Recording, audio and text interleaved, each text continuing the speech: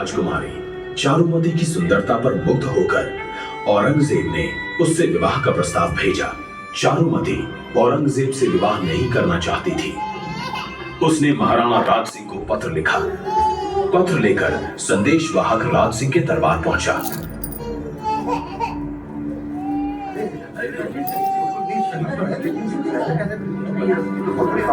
क्षमा करें अन्नदाता, मैं किशनगढ़ की राजकुमारी चारुमती का संदेश लेकर आया। क्या लिखा है राजकुमारी ने? मैं चारुमती आपको प्रणाम करती हूँ। मैंने आपको अपने पति के रूप में वर्ण कर लिया है। अब आप औरंगजेब से मेरी रक्षा करें, अन्यथा मैं प्राण त्याग दूंगी। इस परिस्थिति में चारुमती की रक्षा करना हमारा कर्तव्य बनता है रतन सिंह जी। जी हुकुम। आप 50,000 की सेना लेकर आमेर तक जाएं, वहां औरंगजेब की सेना को रोकें। तब तक मैं चैत्र पूर्णिमा को चारुमती से विवाह कर उन्हें लेकर आता हूं। जी हुकुम।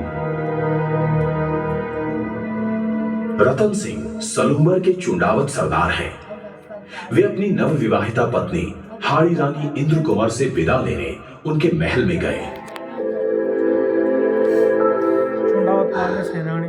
प्रिय, महाराणा शाह ने हमें युद्ध में जाने का आदेश दिया है, इसलिए हम आपसे विदा लेने यहाँ आए हैं। आप विजयी होकर लौटे, यही मंगल कामना है मेरी।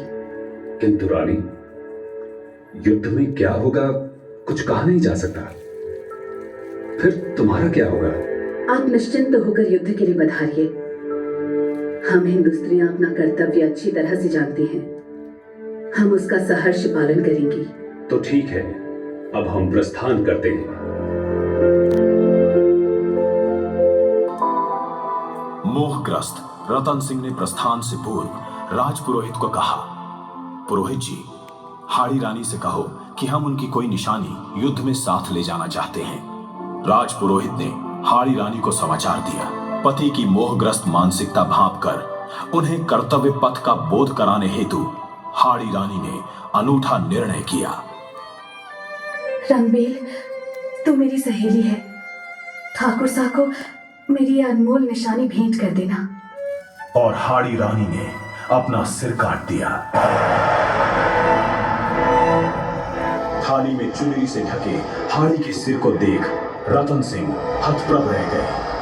पत्नी के बलिदान से अभिभूत हो उन्होंने उस मुंड को माला के रूप में पहन लिया और आमेर के पास हुए युद्ध में औरंगजेब की सेना को परास्त कर अपना बलिदान दे दिया।